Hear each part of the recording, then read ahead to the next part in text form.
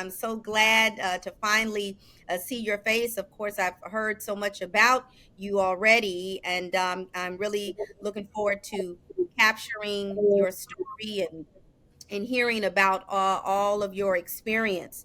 Um, so I'll just start off with just a few questions and really just wanting to get to know your background a little bit.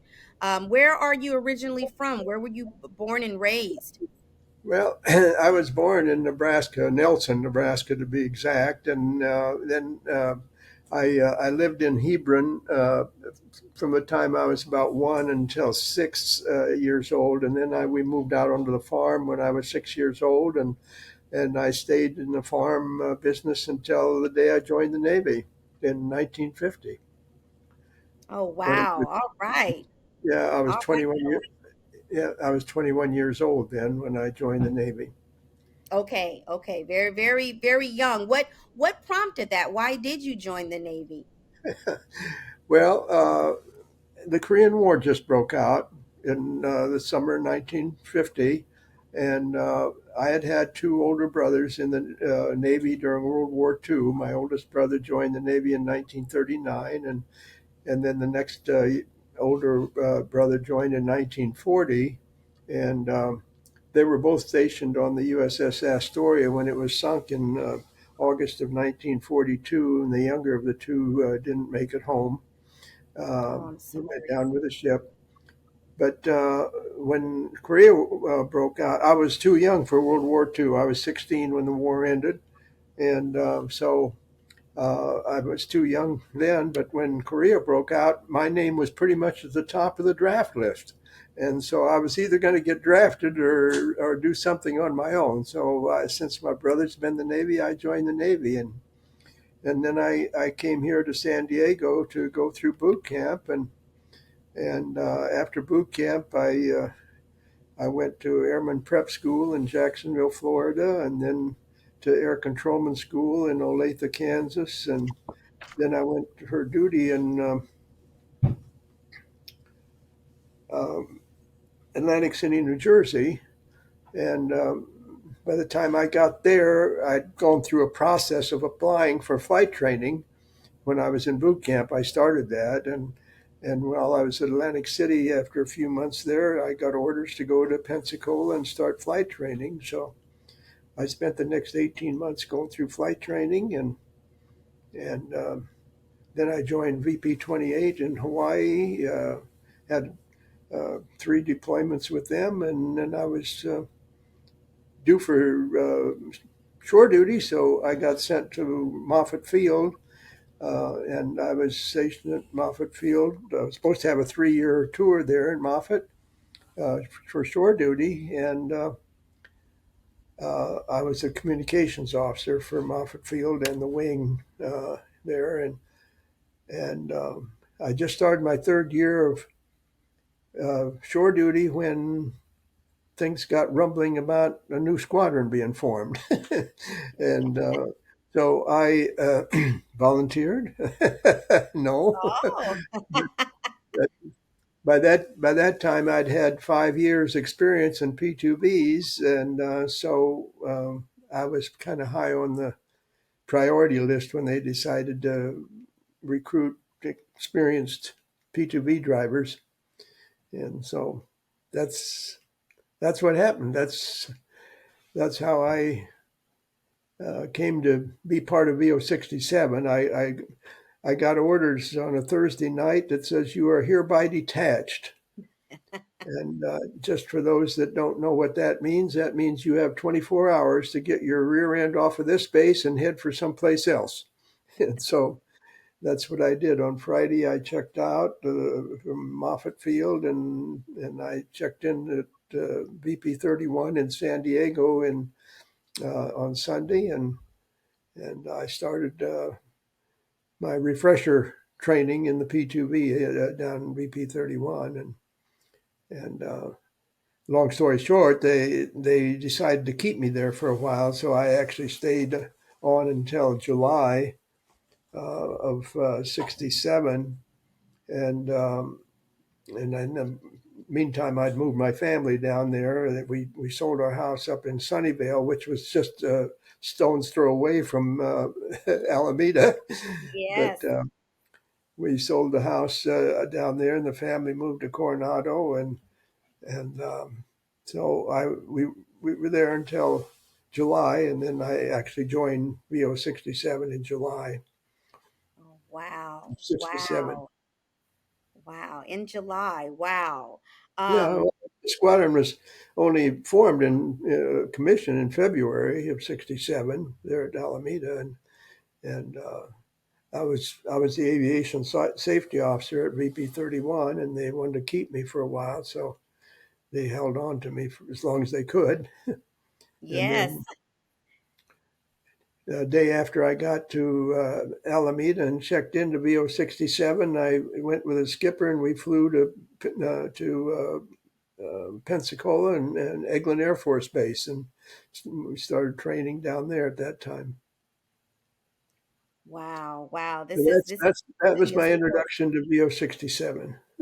Yes, yes, and we thank you for sharing that. That's a pretty start of an amazing journey and story. I want to capture this because you mentioned that you were so young, 21, joining the Navy after your brothers following in their footsteps. Just take us back to that time. What was it like when you first entered boot camp? I mean, was that kind of a shock coming from where you were being, raised on a farm and now being in this military environment? Share that experience. Well, I when I excuse me, when I I got a throat frog in my throat. When I joined the Navy, I pretty much had made up my mind I was going to make the Navy my career. So I was happy with that decision, and so boot camp was kind of a breeze for me. I mean, I grew up in a disciplined family, family of six kids, and kind of hard times during the Depression. I grew up during the Depression of the '30s, and boot camp was not that big a deal to me. And while I was there, I started hearing rumblings about people applying for flight training, and since I kind of thought maybe I'd stay in the Navy anyway,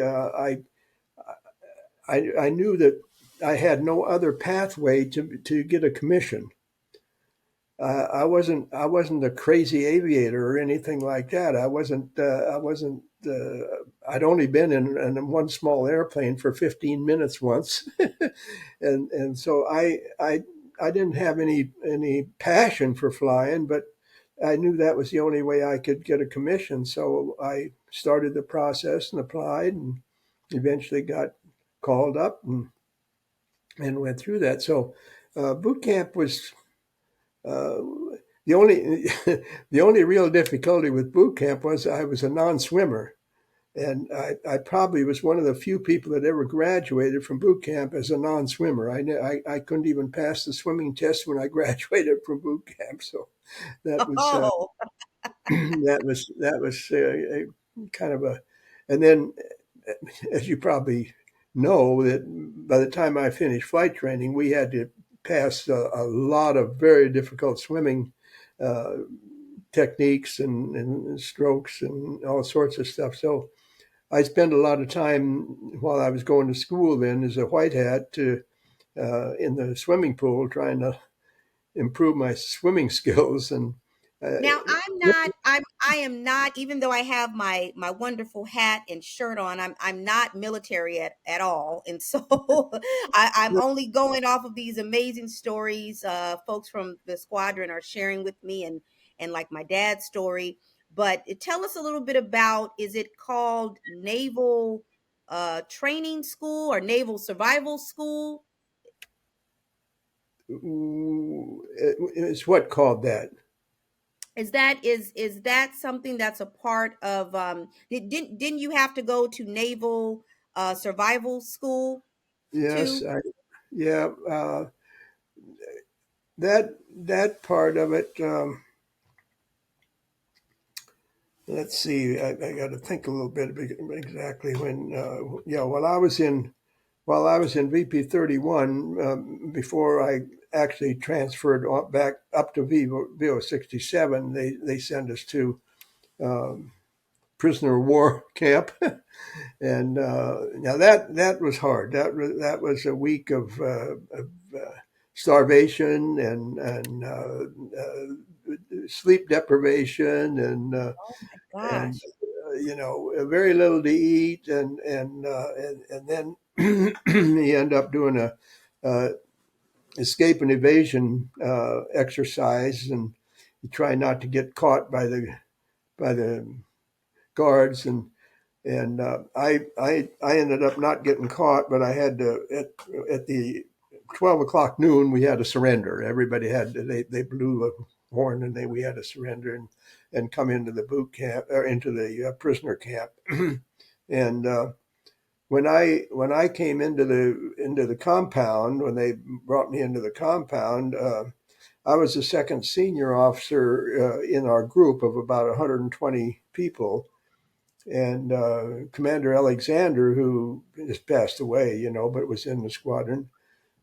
He was a senior officer, and as I went in, they took him out, and that left me the senior officer in the compound, and so it was up to me to kind of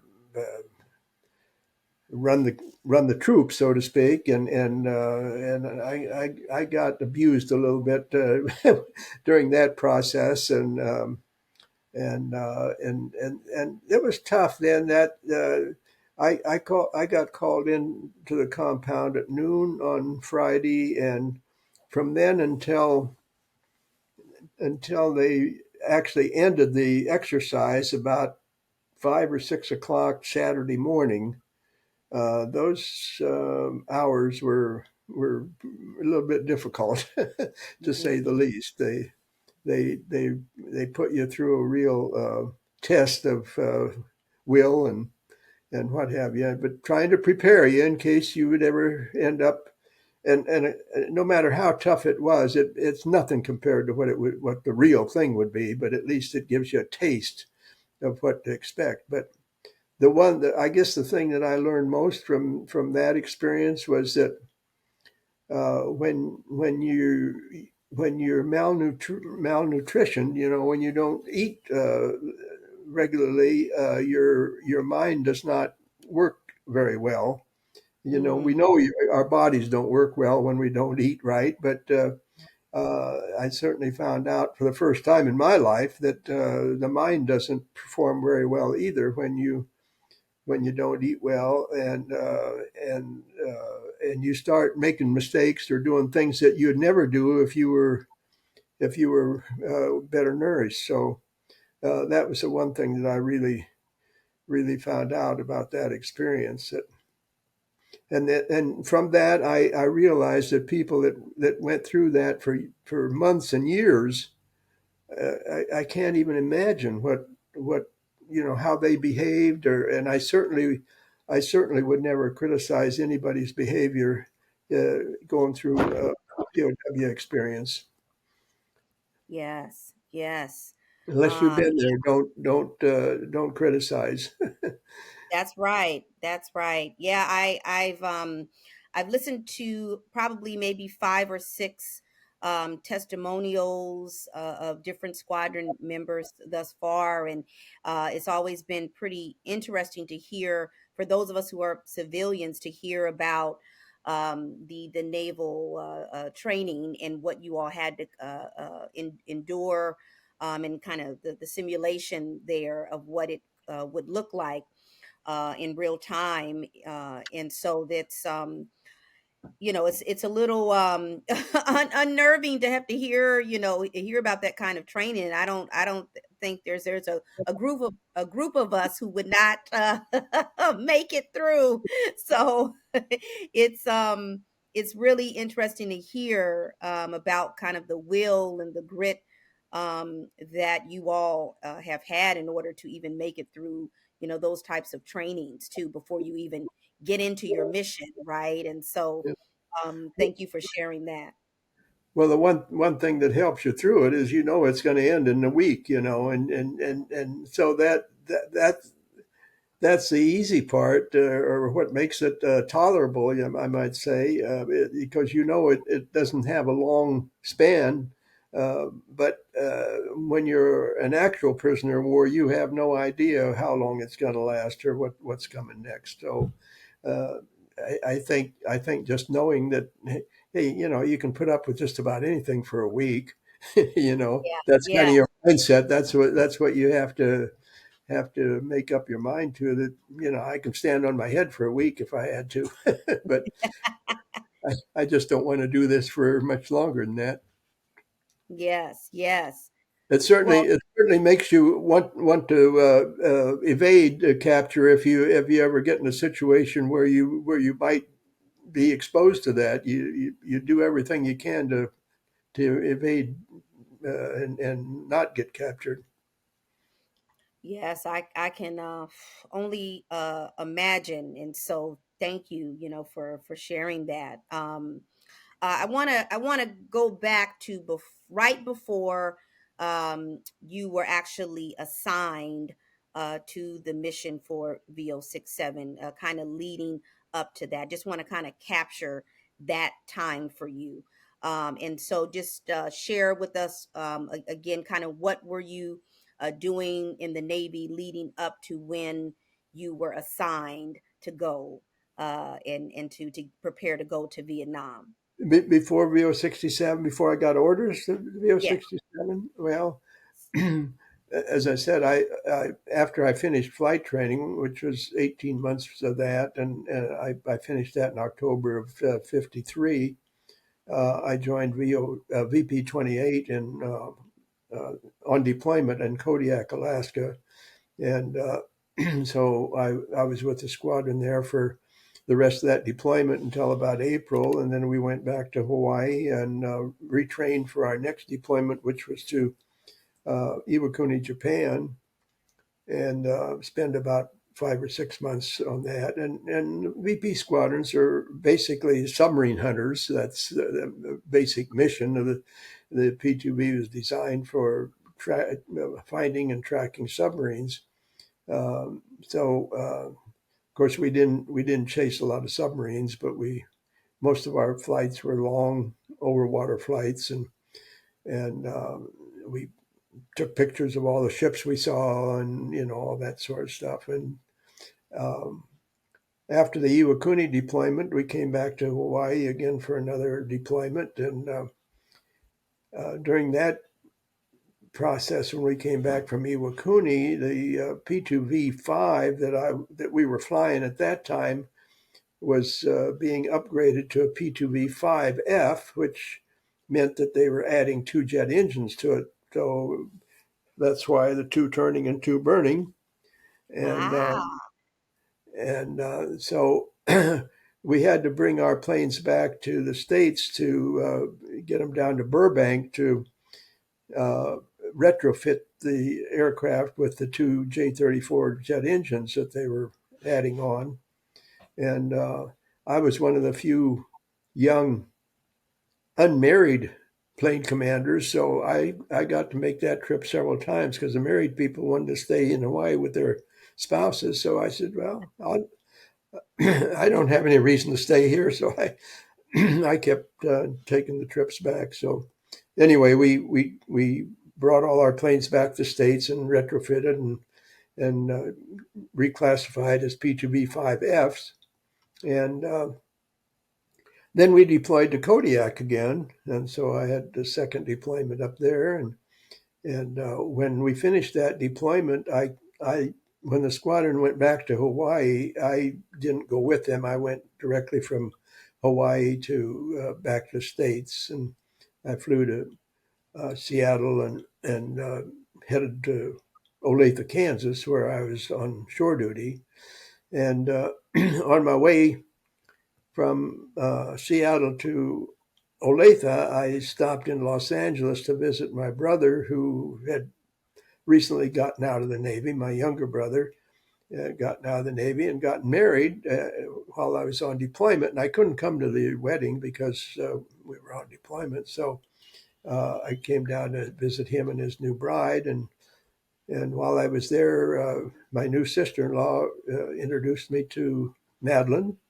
And we went out on a double date. And that was on November 28th of 1956. And we were married in September of the next year, and Oh, been married 66 years. So anyway, wonderful. then I went on to Olathe, Kansas, and I was on duty there, on shore duty there, and so after shore duty at Olathe for 3 years, I went to VP 21 in Brunswick, Maine, and in Brunswick, I joined a squadron on deployment in Sigonella, Sicily, and my wife went on to Brunswick and bought a house and moved in and drove herself to hospital to have our second child. And Oh my uh, goodness. while I was on deployment, and then our next deployment was to Argentia, Newfoundland. And again, she drove herself to the hospital to have another baby. And so I spent 2 years with that VP 21. And then we got orders to Okinawa, which was a mere 10,000 miles away. And that was quite a challenge to get the family from Brunswick, Maine to Okinawa. And so I had a 2 year tour there on the admiral's staff aboard ship. We were on three rotating seaplane tenders that came and changed positions every 6 months. So we moved our offices from one seaplane tender to the other every 6 months. And we got all over the Western Pacific, to ports in Japan and Korea and Hong Kong and Philippines, and even down to where we went all over the Western Pacific during that tour. And after after 2 years there on Okinawa, I got orders to Moffett Field, and that's where I was as the communications officer there when my orders suddenly appeared that I was heading someplace else. Mm. Well, BP 31 actually first. It didn't. They didn't say anything about VO-67. There wasn't even a VO-67 at that time. They just sent me down to BP 31 to recharge in the P2Bs. So that's what I did. Had you prior to setting foot and landing and touching soil in Vietnam, had heard kind of what was going on there? Did you have any nervousness about traveling to Vietnam? How were you feeling about that once you got your orders? Well, I don't know if I should tell this story or not, but by the time we finished our training at Alameda, or even when I got there and started, by then we knew what our mission was. Before that, the early rumors were that we were going to be mining in Hanoi Harbor. That when the rumors first started circulating about this new squadron being formed, it was kind of a one-way trip to Hanoi Harbor, and very very low expectations of ever returning. And but uh, when we had our well, I better back up a little bit. I joined. I told you I went to the squadron. I joined there in early July, and at the end of August, I ended up in the hospital, and I had a very very serious operation. And I I didn't get cleared to actually pilot my plane again until December. Okay. So uh, I was kind of out of commission for quite a long time during that recovery process. And I actually came back to San Diego and spent 30 days with my family and whatnot. And then then uh, when I actually went over to Thailand, I flew over on the C-141, like most of the crew that didn't go with their airplane. So I couldn't take my plane over. I wasn't cleared to fly yet. And but the one scary part, I guess, was when we had our farewell party, wives and all included, uh, officers club party. We were told that to expect a 78% attrition rate, Oh, which meant wow. which meant that we had a 22% chance of coming home, and Oh, so that was a little frightening. And so I guess the main crux of that is that saying goodbye to my wife and four kids was pretty tough uh, when the time came to leave. But other than that, I don't know that I had any other trepidation. I knew we were going into a very dangerous missions, and you know, by then I'd been in the service quite a long time and kind of got used to the ideas. You do what you're told and everything. And I don't think that I really had a severe fear. I just assumed that I was doing the duty that I was expected to do. That was why I was in the service, and so. And I think most of the people felt that way. I think we knew that we were given an assignment and we were going to do the best we could. why do you think the Navy chose? I've been asking different members of the squadron this, and just to um, hear what you all have to say. Why do you think you were chosen for this particular assignment? What do you think, it was just random, or the Navy was looking for certain skill sets and certain members with skill sets to go? Well, I have to kind of go back and uh, recount how this squadron kind of was formed and came about and everything. When McNamara and the brainstorms in Washington D.C. decided to embark on this mission or this type of mission, they first of all they envisioned the first crack at it. They envisioned a 144 plane squadron. That's 12 VP squadrons. 12 VP squadrons. A VP squadron usually has 12 crews and so on. So you're well, after some discussion, especially with Commander Alexander, they got re-educated a little bit about where you're going to park all those airplanes and how you're going to fuel all those airplanes. And their answer was, well, we're going to keep half of them in the air at all time. And he said, impossible. No way you can ever do that.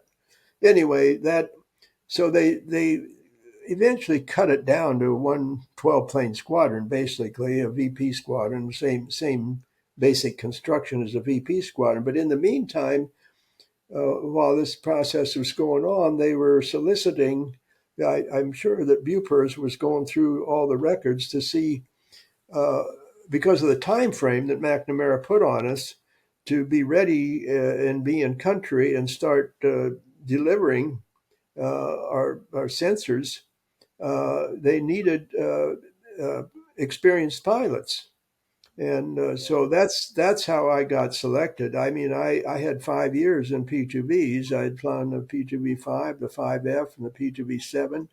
And so I'd had 3 years in VP-28 and 2 years in VP-21, and so they selected pilots that at least for the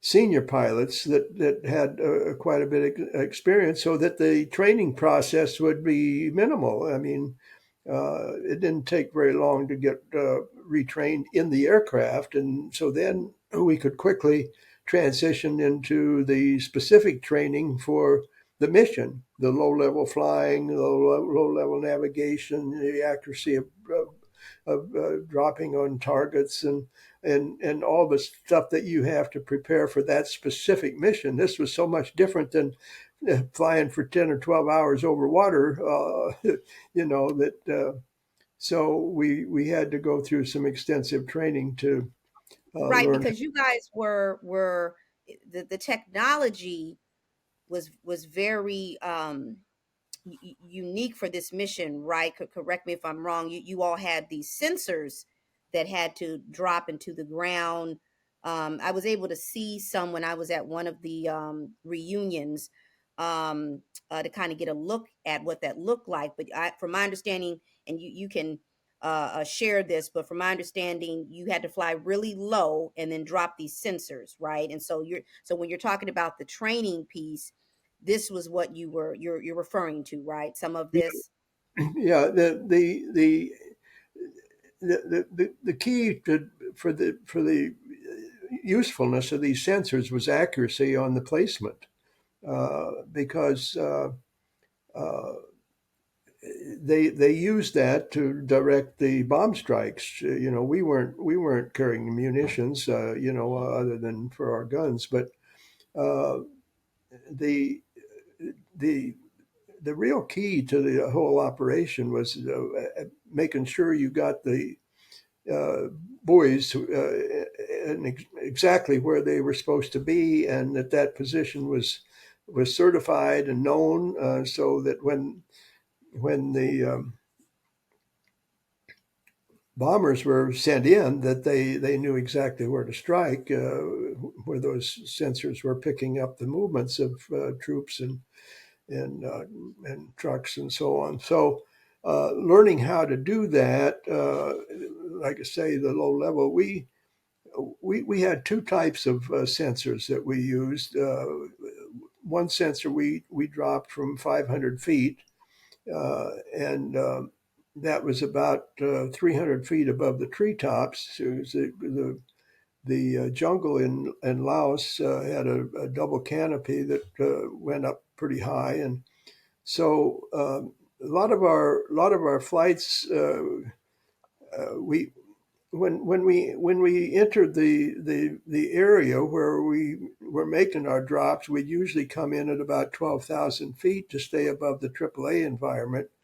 They had 37 millimeter and 57 millimeter radar controlled anti-aircraft guns in the area. So we would usually come in high enough to be relatively safe from that, and then we would nosedive down really to get down to low altitude, and if we were dropping the sensors from 500, that type of sensor was was a sensor that penetrated into the ground, and just had a little antenna sticking out and to relay signals. Uh, the other type sensor we normally dropped from 5,000 feet, which was in the worst possible threat area from AAA environment. But when we were dropping the low sensors, we would drop down to treetop level and come screeching in. And as we approached the area where we were to drop, again, visual navigation was important, that we were in the right place and so on. And then we had we had fact. I'm getting some background noise. Uh, Yeah. we had fact pilots, forward air control Air Force pilots that would would spot the first drop point with a smoke grenade, and that's where we would start our drop. And Mm. we'd pop up to 500 feet, drop our sensors, and then get the heck out of there and get back up to 12,000 as fast as we could and get out of the threat area. And so that was that was kind of the process that we went through. And one of our planes was shot down at low altitude, and one was shot down at 5,000 foot drop zone that we know of for sure. So Commander Kochi, who those two planes that were shot down? Who was flying those planes? well, the first plane we lost in January was flown by our executive officer, Commander Del Olson, exec his crew. And we don't have a real good recount of exactly what happened to his aircraft. Um, the aircraft was found on the side of a mountain. Um, the second aircraft we lost was Glenn Hayden. He was on a low level mission, and he had a double drop assignment, kind of a crisscross double drop assignment, and he dropped his first string of buoys and came around for his perpendicular drop, and and I think the last radio communications we had from him was that he was pretty badly shot up or pretty badly hit, and we never heard anything more about it, and his plane crashed from low altitude, and there were no survivors. And then Paul Milius, 10 days later, was flying at 5,000 feet, and his aircraft got hit by probably a 33 millimeter uh, projectile that came right up through the Bombay area into the flight deck and ruptured the hydraulic lines, and the aircraft filled with smoke and whatnot, and the crew bailed out, and nine of that John Hartzheim was hit by that projectile and was mortally wounded and never got out of the aircraft, and the rest of the crew bailed out to the best of my knowledge, but we never did find out exactly what happened to Paul Milius. Uh, when Tom Wells bailed out, he thought he was the last one out, and he said that he saw Paul exit the aircraft right in front of him, and but we never heard a beeper from him or anything, so we don't know what ever happened to Paul Milius. But the other 9 crew members that bailed out were all rescued by Jolly Greens, and that rescue mission was written up in the National Geographic uh, magazine in the fall of 1968. I think I think it was the October issue, if I remember right, September October issue. It doesn't identify our squadron, but I think it was the largest one event rescue by the Jolly Greens, during from Laos during the war. But Yes, I've been on. I've heard, of course, a lot about Captain Milius. I was able to go on the big warship um, that was stationed at first in San Diego, and I think it's somewhere. I don't know if it's in Japan or where it is now, but that was my first and only time I've ever been on a ship like that. But I got to. It was. I know it was named for Captain Milius, the Milius ship. So um, to kind of hear you, recount these stories and uh, what were those guys like? Were you able to spend time with them to kind of get to know their personalities a little bit? Can you share? Is there anything you can share about any of those pilots who we lost? well, Paul Milius, I probably would consider probably the best friend I had in the squadron. He and I were pretty close. Uh, he was just a terrific guy.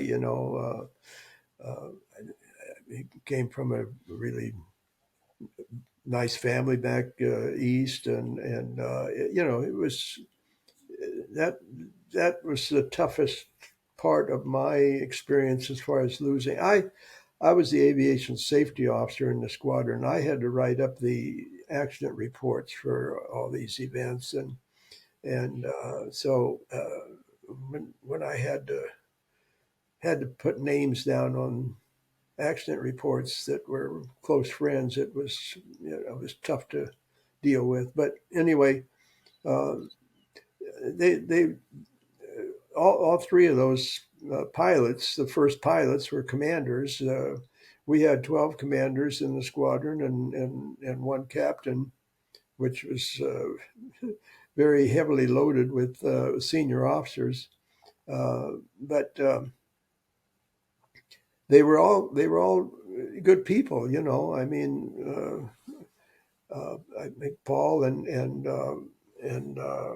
Glenn Hayden had families. Uh, Glenn Del Olson has a son that I know of, and he's still about. Uh, he had a During the time he was over there with us, he had a girlfriend that was living in Coronado, where my wife was at that time, and so they kind of got to know each other while we were gone. But uh, we were, excuse me, we were a pretty close knit group of people. You know, I mean, this was a really tight organization. We all uh, supported each other. It was we were close. We were close to pretty much everybody in our the officers and even the crew members. Even though we went on R&R and with our crew members and so on. So we spend a lot of time with our crews and the officers, you know, since none of us ever went home in the evening or anything, we were together all the time. So we were very close. Yes, yes. Thank you for that and giving me a little bit of insight about Captain Milius. It's good to hear from you a little bit about him, and of course, I know of his bravery, but to hear just a little bit that personal side, and that these pilots had families and children and wives. That's good to capture that.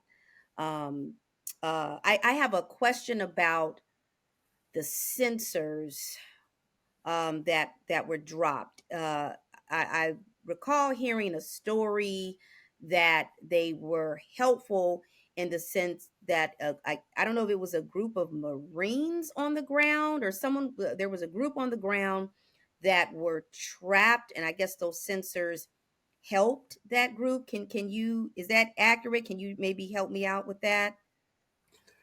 Well, if you really want to know a little bit more about the circumstances of that, Google Quezon. Cason. Have you Okay. heard of the Quezon, the defense of Quezon? No. Quezon was an outpost in the kind of the western, maybe northwestern corner of Vietnam. And by the way, this was the only mission that I ever flew in Vietnam. When I flew in defense of Quezon in the spring of 1968. Quezon was occupied by, I think they had 20,000 Marines there, or something like that. They had a pretty good group of Marines, and they were pretty much surrounded by Viet Cong, uh, and, uh, and I think they were outnumbered. I don't know, 5 to 1 or some Wow. large number. So these Marines were, like I say, they were trapped there, and the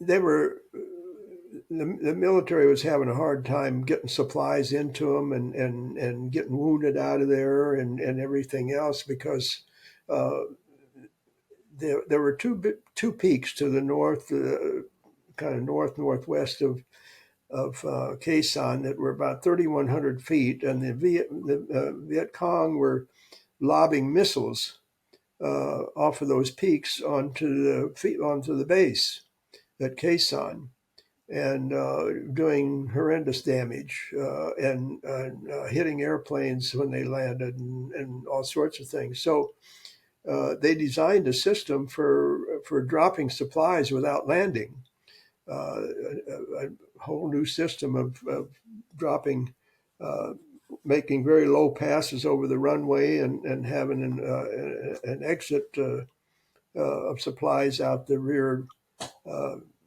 exit of the C-130s, and so that kind of safety measure helped the C-130 survive. When I only flew one mission in defense of Khe Sanh, uh, and my specific mission was to fly over the runway at 200 feet uh, and take up a heading of 310 degrees from the west end of the runway and go out a certain number of seconds and drop my string of buoys and get out of there. Um, when I crossed over the field, there was a C-130 on the field burning, had been hit, and it was on fire. And I went out and I made my drop drop my string of buoys and and zigzagged up to 12,000 feet as fast as I could.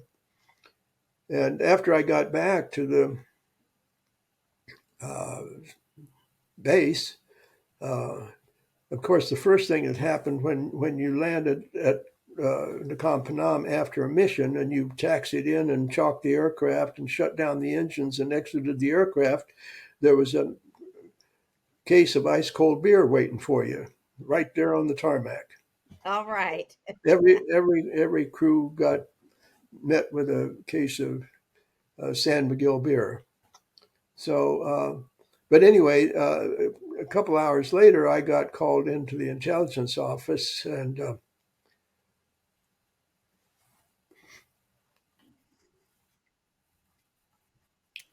excuse me.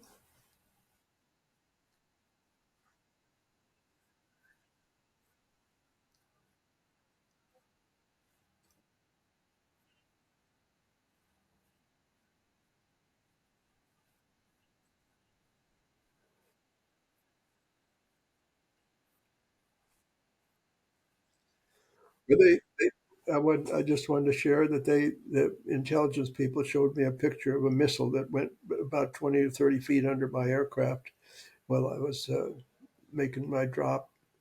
Uh, that's just how close I came to buying the farm that day.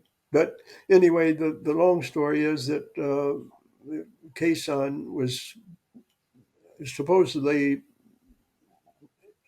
survived because of the drops that we made around there and the amount of firepower that could be brought onto the sensor uh, detections to protect the Marines there, and so there's been an awful lot written about from Marines about how much our uh, sensor drops help them survive there. So Yes.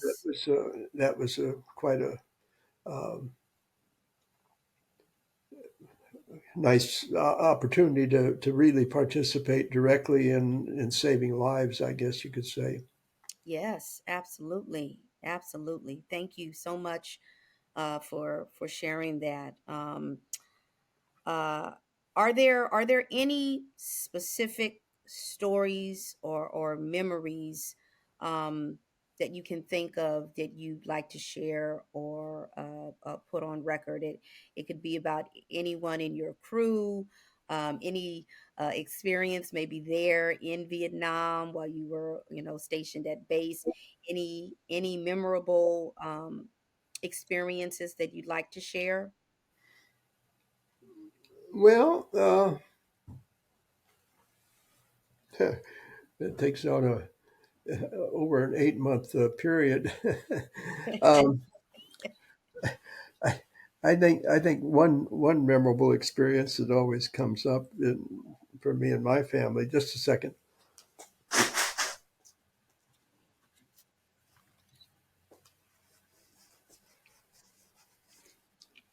As you can imagine, communicating with our families was difficult from there. Yes. We all we had really was the old snail mail. We didn't have cell phones and that sort of thing. So it was just snail mail, and so we didn't have a great communication system. So when as you know, we got out there in late '67, and so when it came to be Christmas time, uh, I spent a lot of time up at the ham radio station trying to get a ham radio patch into a phone here in the States to talk to my wife at Christmas time. So uh, finally, on Christmas Eve, I got a patch into the West Coast and got a phone call to San Diego, and my wife wasn't home. So I was able to redirect the call to my parents in Nebraska and talk to my mother and wished them a happy Merry Christmas and all that sort of stuff. And the next morning, my wife, by the way, she happened to be out delivering the kids' Christmas presents to the firemen who were going to come back later in the evening as Santa Claus and come knocking at the front door of Santa Claus and deliver the gifts to the kids. So that's why she wasn't there at the time. So anyway, I directed the call to my folks, and the next morning my wife called my folks to wish them Merry Christmas, and the first thing my mother said, "Did you talk to Jimmy last night?" And she said, "No." And mom said, "Well, I did." And my wife was not real thrilled that I called my mother and not her.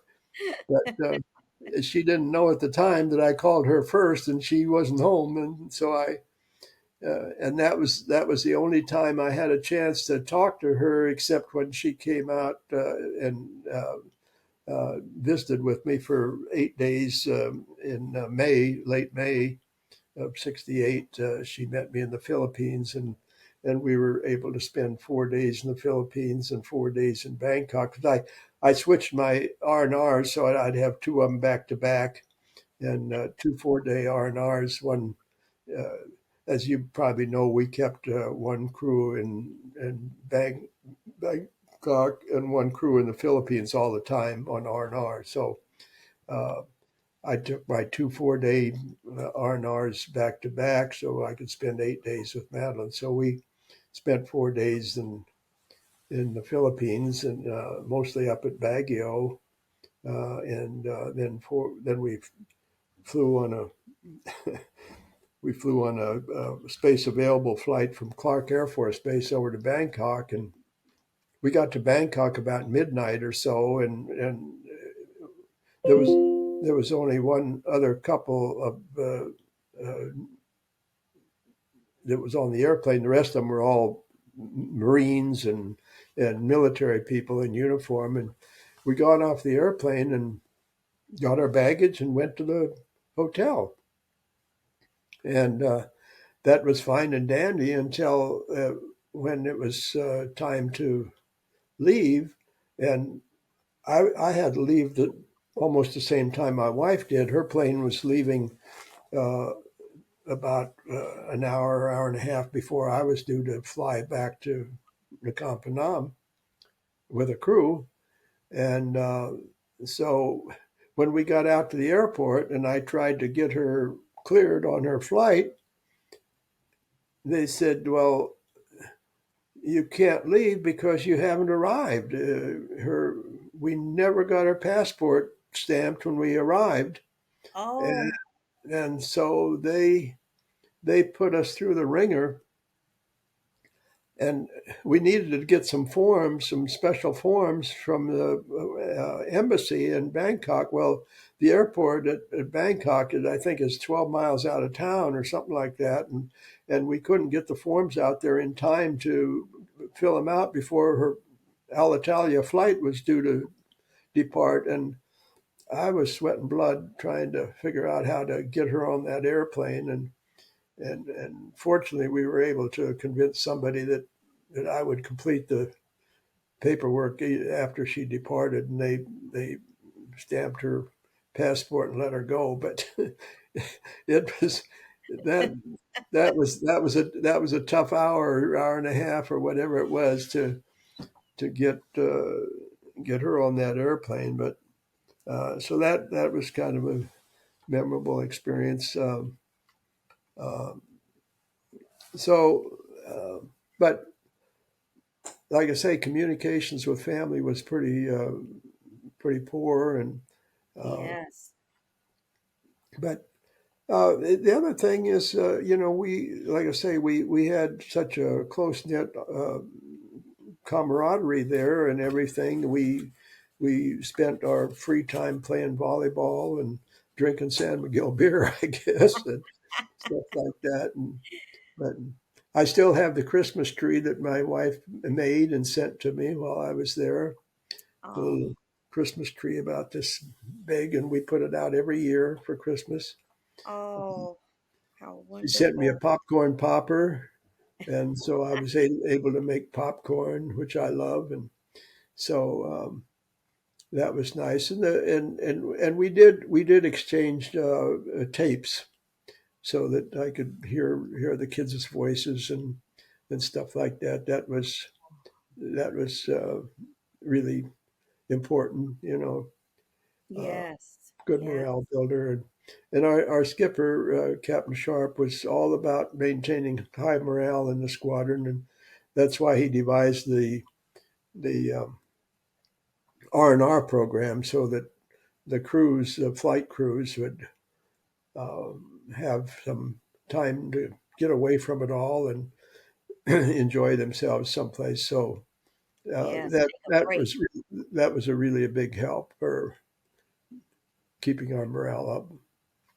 Yes, because I can only imagine the intense kind of level of focus needed during you all's missions, which kind of takes me to the legacy and impact. Um, of the squadron. How do you feel the Ghost Squadron's contributions influenced the outcome of the Vietnam War and subsequent military strategies? From what I've kind of been told, you all this mission has been studied by other military folks, your generations under you, they've kind of well studied you guys and your missions, and so do you think that the work and the missions influence the outcome of the Vietnam War and or the military strategies? Think it was influential in any way? Well, I think it had an impact on the amount of material and supplies that were able to actually reach into South Vietnam. There, I mean, we uh, from the reports that we got that there's quite a bit of damage inflicted on the convoys and so on because of the information. The jungle in Laos was, like I said, was mostly covered by a very thick canopy of trees and growth, and so the Viet Cong was moving their supplies down that Viet Cong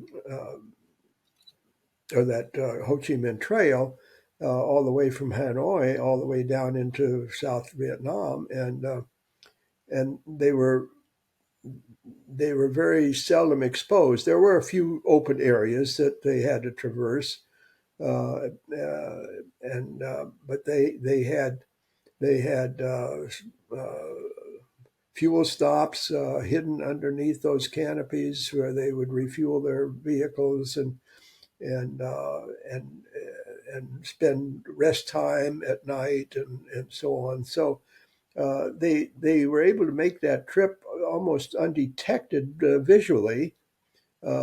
So having the sensors that could pick up their movements.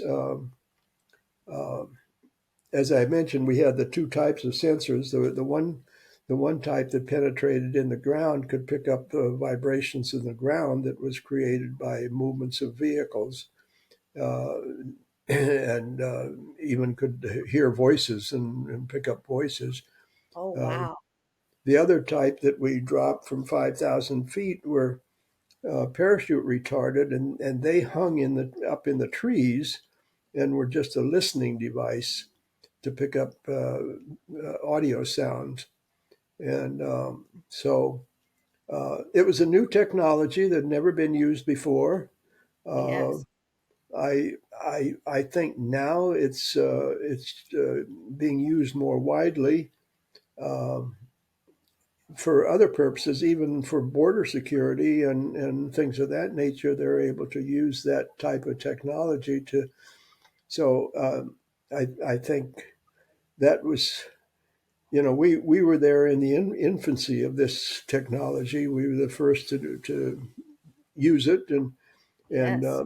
it probably wasn't as perfected as it is today, maybe, 50, 60 years later. But I think it had an impact, and it certainly, according to the Marines, had an impact in their existence and survival at Quezon. So Yes. that I think in that respect it did. I don't know for sure. The war in Vietnam was run by politicians instead of military people, and so uh, I don't.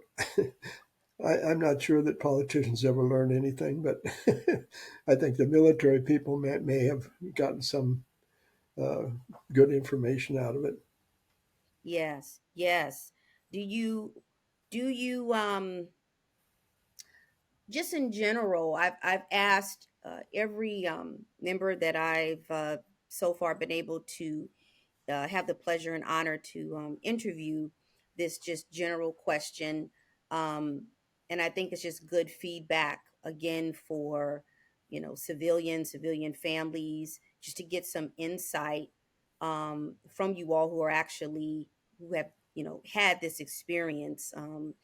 Uh, do you think that war in general um, is or can be necessary? Do you feel like your time that was spent in Vietnam, um, that it was necessary? Because you have so many folks that uh, some have challenges around the history of the Vietnam War. um, there's a lot of debate kind of out there, but I'd like to hear directly from those who were there, and did this work, which I personally see as honorable work. Uh, but do you think, just in general, war is and can be sometimes necessary? Well,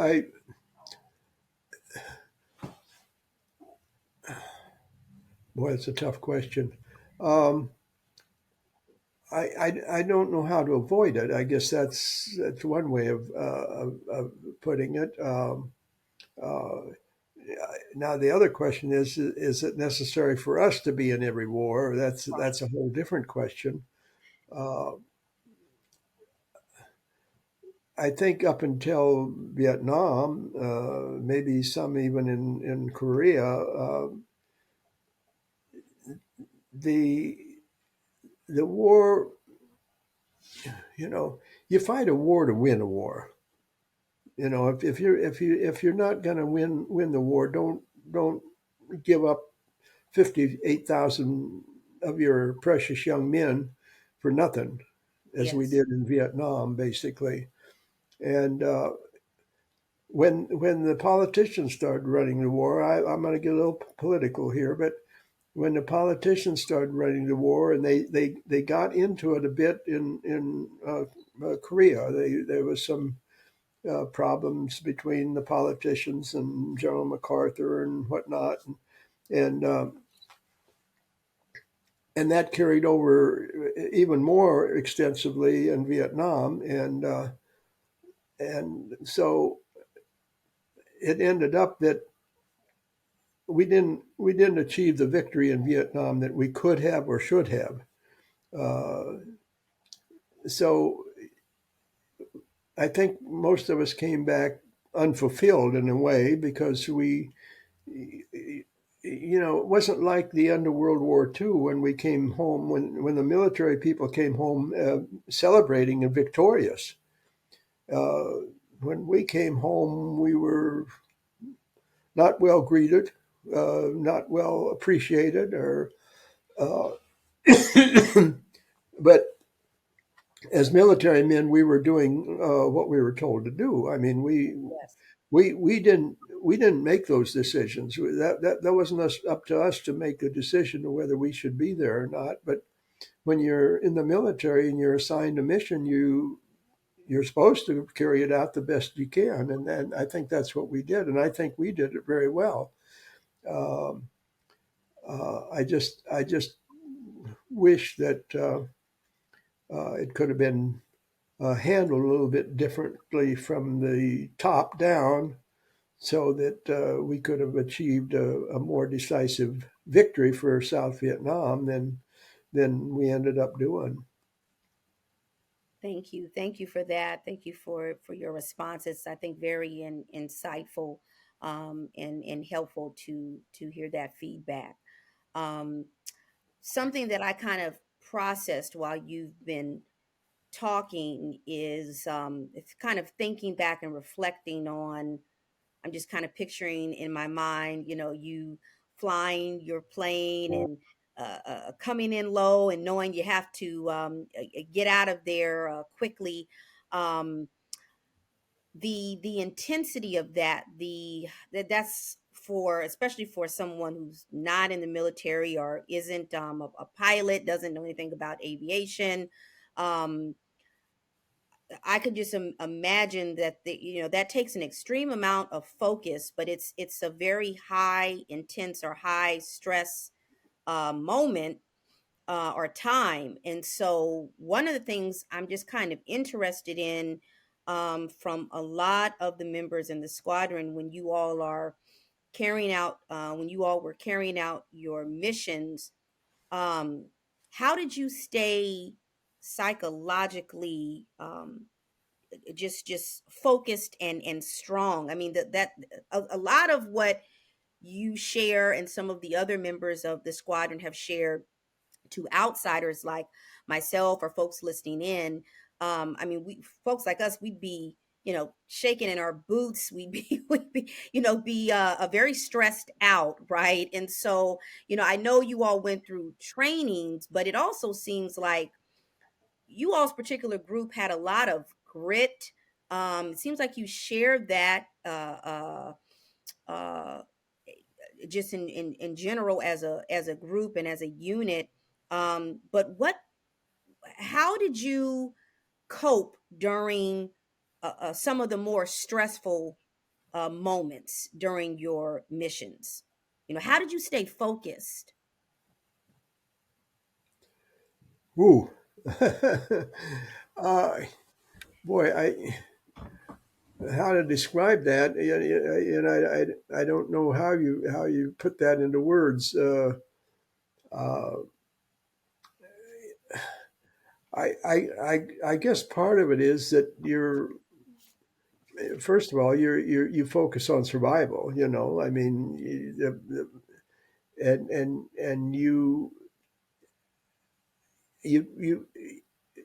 that and the fact that you're trying to complete the mission to the very, very best of your capability. I mean, those are two factors, I guess, and that, and you hope your aircraft keeps operating the way it's supposed to while you're doing all this. But uh, the one fortunate part of it, I guess, that helped uh, to maintain focus was that the actual time frame that we were exposed to great danger was fairly minimal because of the way we designed our profile, our flight profile, and everything. We, my officer crew and I, the four of us, we would usually spend about 4 hours the day before our flight, uh, uh, drawing out the profile for our mission the next day. We had to design that particular flight to avoid the gun emplacements that the FAC pilots were telling us about. The FAC pilots usually gave us updates every day on where the AAA weapons were located. They moved them all the time, especially Mm, the 37s. They moved them all over. The 57 radar controlled were more stationary, but the 37s were moved all over the place. And so the FAC pilots were out there all night directing activity, and so they had better knowledge. So they would update our plots of where all the weapons were, and of course we had to study the topography of the area. There were karst formations that we had to make sure to avoid, and so anyway, we spend a lot of time designing our flight profile to minimize our exposure, and then we went in and like I say, we probably had. Probably certainly less than 5 minutes of serious exposure from the time we got down into a real uh, uh, level where we could suffer some severe damage usually. And this is for our low level. Now when we did the 5,000 foot drops, that was a little different. That we spend way too much time for comfort at that altitude. Uh, mm, Aircraft at very low altitude are hard, much harder to hit because by the time they're coming, we're gone. But anyway, you tried to minimize the time that you were exposed, and during that time, you just focused on doing it exactly the way you planned it, and then get out of there as quick as you can. And so, we were able to concentrate. I think you're so caught up in the mission that uh, and there's also the instinct of nothing's going to happen to me, in the back of your mind, although you might be shaking in your boots at the same time, but you kind of have that uh, general concept. It's like driving a car. A lot of people have accidents driving a car. Now, if you drive around all the time being afraid you're going to have an accident, you're going to be in a lot of trouble. So the same thing with this. You um, minimize your exposure and uh, just concentrate on the mission and kind of block everything out of your mind, everything else out of your mind for those few minutes or whatever it takes to get that accomplished. I don't know any other way to explain it. I mean, you just focus on what you're supposed to be doing, but you got to prepare yourself, and you got to know ahead of time, and have it kind of planted in your mind so that it becomes somewhat automatic in a way. But all you have to do is fly the airplane like you were trained, and you know stay focused on the mission. And do you absolutely love flying? I mean, it just seems like for all of the pilots on these missions, it took some skill set. You guys had some pretty good skills there, I must say so myself. But is aviation and flying planes a love for you? Or you're probably not going to really like my answer. uh, yeah. I told you when I came in the Navy, I'd been in an airplane about 15 minutes Yep. before that, and I had absolutely zero passion for flying. Uh, and the only reason I went into it is to get a commission. Yeah. That was. But I do have to say that I did enjoy being a pilot. I enjoyed flying once I got into it and learned enough to feel that I could do it safely and so on. Uh, to Probably to the best way to express my passion for flying or lack thereof would be to tell you what's happened since I got out of the Navy. Yes. I've been at the controls of an aircraft about 1 hour since I retired a little over 50 years ago. I've been retired 52 years, and yeah, and I worked for a fellow for a short time that had a twin engine aircraft. I won't fly a single engine aircraft ever, but uh, I, he had a twin engine Navajo station here at Gillespie Field, right where I watch him every day now, from where I live. But um, and he had businesses here and over in Phoenix. He was in kind of in the construction business, and he had business here and over in Phoenix, and he had a pilot, and I was doing his bookkeeping and accounting work for him. And he says, why don't you qualify in my Navajo and become my pilot too? I mean, you might as well. So I made one trip with him over to Phoenix and with his pilot, and I got to spend about 1 hour up in the cockpit in the co-pilot seat, and that's the extent of my passion for flying since I got out of the Navy. I, I can tell you I enjoyed flying. I really enjoyed it a lot actually until they start shooting at me. Yes. Yes. That puts a sour taste in my mouth. When the first flight I went on over there, when we went over to Nakhon Phanom, before we could take our crew into harm's way and fly missions, we were required to fly with the Air Force fact pilots and get acquainted with the area and fly on supposedly four of those. I think I flew on all four of them. The first one I went out on, part of our mission that day was to place a smoke grenade for the captain's crew when he was coming in to lay his string of buoys. And so we got out, we flew out and got out there a little bit early, and the fact pilot was so well acquainted with the area, and he was able to find the exact spot that that first buoy was supposed to go down. And so we, while we were waiting for the skipper to come in, we went up and orbited at I think about 3 or 4 thousand feet and just kind of sat up there doing nothing until the skipper announced that he was at the IP point, which was 3 miles out. And then we made a dive uh, down to that point to plant that phosphorus smoke grenade. And uh, as we were diving down, I'm just sitting in the right seat here, just observing. I'm not doing a thing, just sitting there.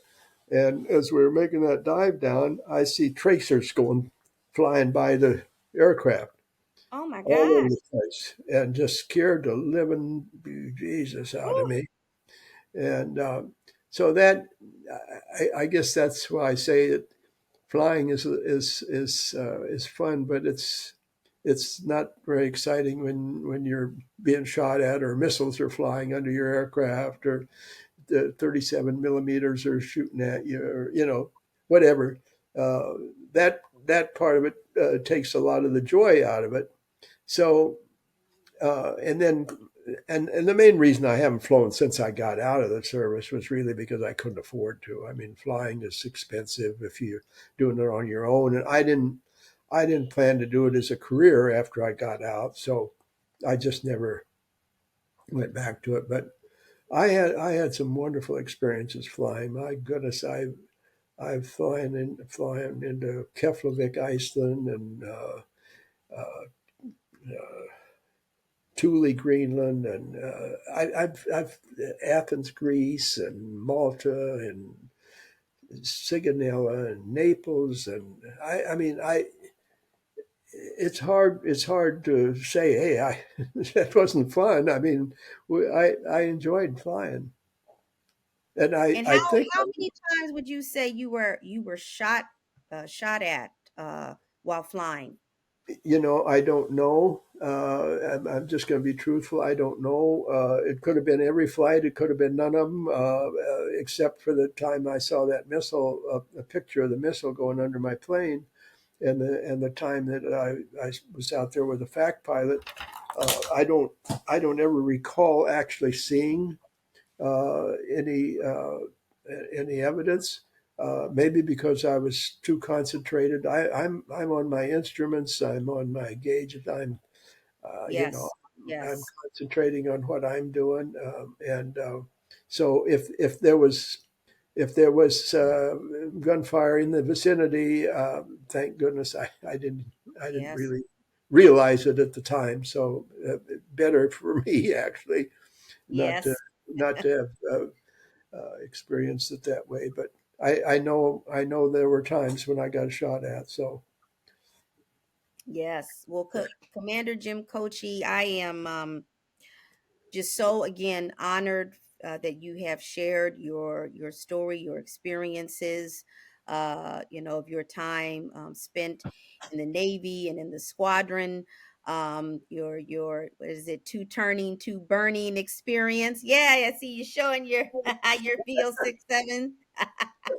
Yes, yes, yes. it I turns. am. I don't know if you could see it when I was up close because it cut me off right under my chin.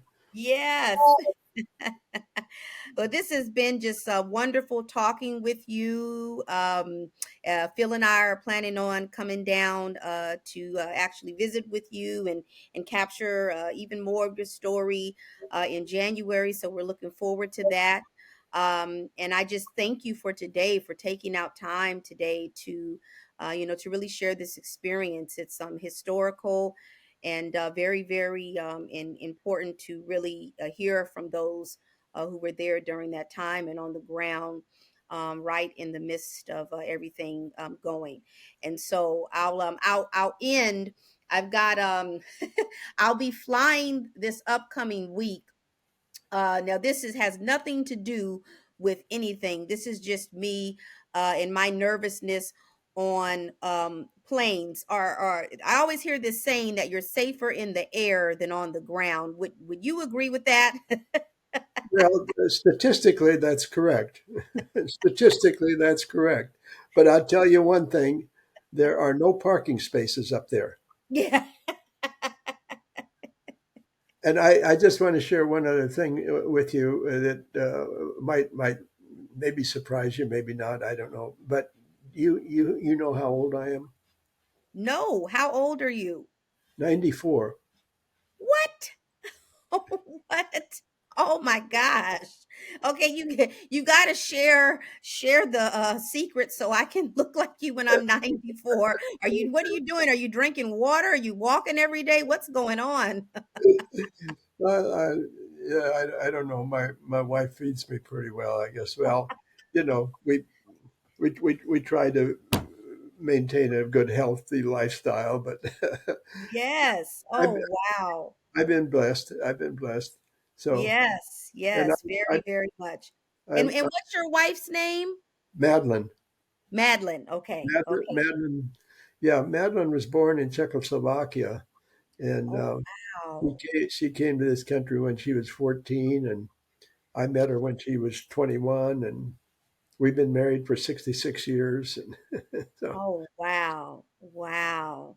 Wow. Well, this has just been a beautiful time with you. And Phil and I thank you.